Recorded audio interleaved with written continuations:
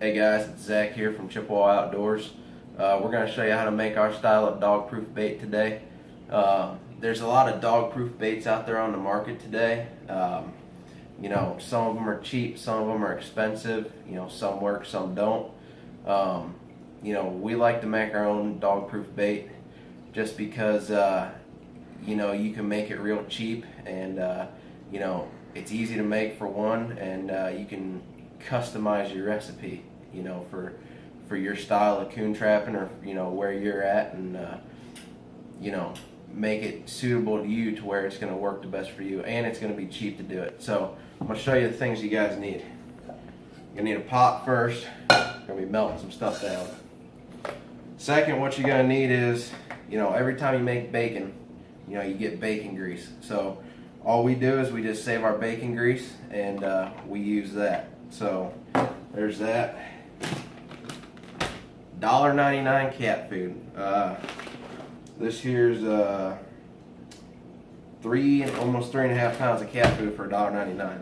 3.5 pounds of cat food is going to fill up a lot of dog proofs. So honestly, depending on how many dog proofs you run, you might not even use this whole bag of cat food in one trapping season. We just don't use it for dog proofs. It's the easiest thing for dog proofs, but for dirt holes for coons, or pocket sets for coons, it's all the same. To me, bait's bait. As long as it's working, that's what we want. So cheap cat food. You're gonna need some bottles to put this stuff in.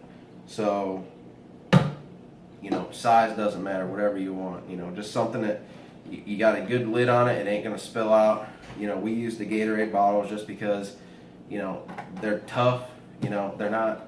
You got this in your trapping basket, and you're tossing it around, stuff like that. You don't want it to bust open, have all this stuff all over, all over your truck or whatever. So this year we're gonna try out some jelly mixture here. Coons like sweet stuff, so we figured just melt down some jelly and mix it in with our cat food here. So the process of what you're gonna do is you're gonna take and melt down some of your bacon grease, so it's liquidy, and pretty much you're just gonna mix your amount of, or pour your amount of cat food in a bottle of what you want, and take that bacon grease and just pour it in there and give it a good shake, and it's good to go. The one thing that I suggest is, do not try and put a lot of bacon grease or a lot of jelly or whatever on your cat food. It's going to make it mushy, and it's not going to work the greatest. You just want enough on there so it's going to coat the outside of it, and not make it mushy.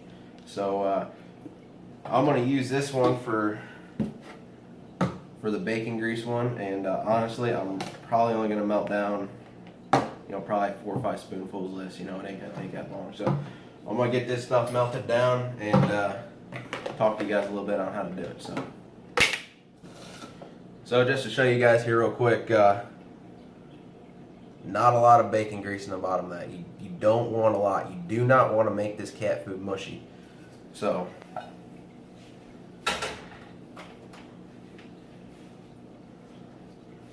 turn that thing on and let it melt down. While we're doing that, we'll take and start filling up our jugs here. And all this is just regular cat food. I mean, there's nothing to it. It's just $1.99 cat food from the dollar store. So really, if you really add everything up, $1.99, I've already had the jelly, making peanut butter and jelly sandwiches, so we'll just call that $2. You're up to $4. $2 for one of these at the gas station, $4 for one of these at at Walmart or whatever. So there's $6 there, plus the other $4. There's $10. And then your bacon grease. I mean, everyone eats bacon. It doesn't have to be bacon either. It can be, let's see, sausage.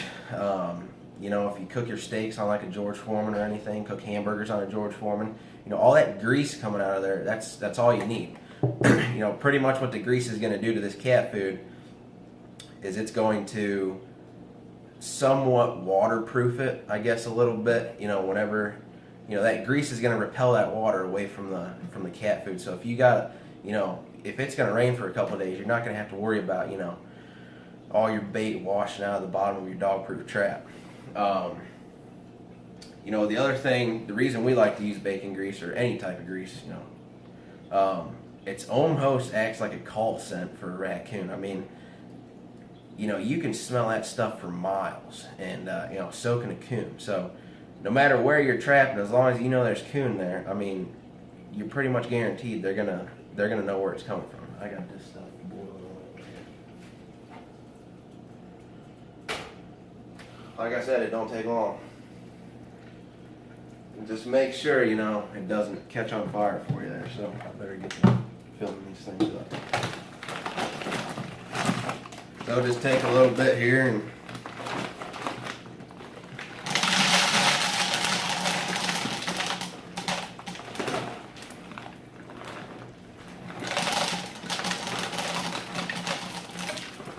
alright guys, we got our jugs filled up here. I like to fill it up halfway, you know, to start off with, so you can get a good shake out of it. You know, everything will move around.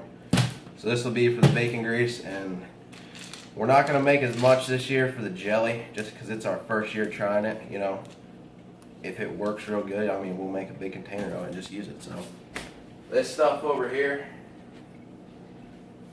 look down in there, nice and watery. So what you're going to want to do is just pour that stuff in there.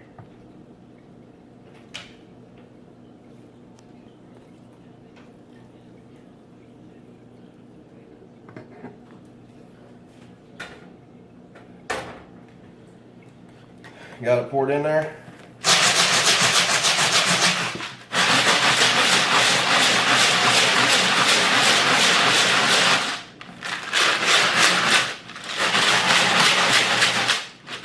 Give it a nice shake. You can almost see that grease coating the inside of it. So that's pretty much how you make dog-proof coon bait.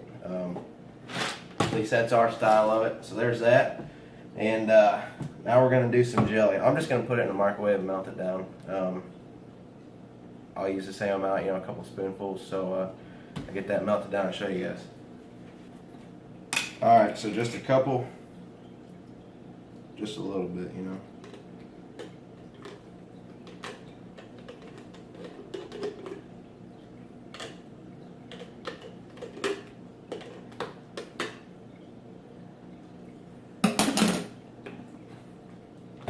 So there's your jelly.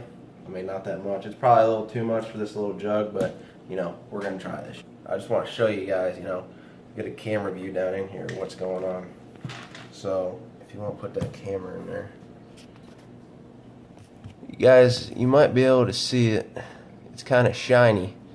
All that cat food is coated in bacon grease. Now, what's going to happen is that bacon grease is going to cool down and, you know, it's going to harden up, you know, so you might get, you know, a couple clumps in here.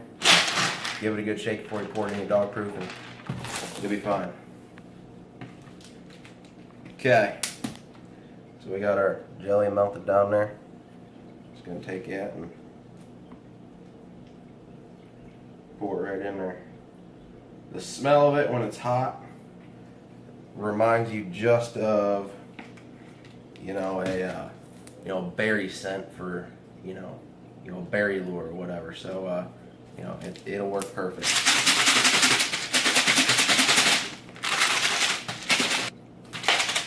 So on this one, you'll probably be able to see a little bit better. See all that jelly mixed up in there? Smells like cat food and jelly, so they're gonna smell that for miles. So that's how we make our dog-proof coon bait. And like I said, you know, you don't have to just use it in a dog-proof, you know. A coon is a garbage can on wheels, you know. They're gonna, or on paws, you know. They're gonna eat whatever they want. So, you know, we're trying this one new this year with the jelly. The bacon grease and cat food last year, you know, it catches coons. You know, I'll guarantee that to you guys. There's really no recipe on it. It's just, I guess, trial and error. Just mix it how you think it should go.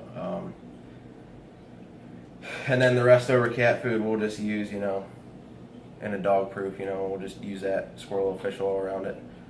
Probably won't squirt the fish oil around the dog proof with the jelly in it, just because, you know, we really want to see what it's going to do this year alone. With the bacon grease cat food, we'll put that in the trap, and you know, we'll squirt a little bit of fish oil around it. Don't put it in the trap. The coons, we've figured out, they do not like the taste of fish oil. They like the smell of it, but they don't like to eat it right out of the trap. So here in Ohio, you know, it's November 1st. Trapping season comes in November 10th. So we got, you know, 9 days left until we can set traps. We got the rest of our permission for all of our land to trap this year. We got everything we had last year, and we got, you know, a couple more pieces of property this year to trap. You know, we got some good lakes and rivers for muskrat. We got some good wooded areas for a coon. You know, wherever we're gonna set muskrat traps, you know, we're gonna set coon traps because they're gonna be by the water too. Got some good farmland for coyotes, and can't wait to get started this year. So hopefully this how to make dog-proof coon bait helps you guys out. And if you got any questions, you know, just ask them. You know, we'll answer them. And thanks for watching. We'll see you guys.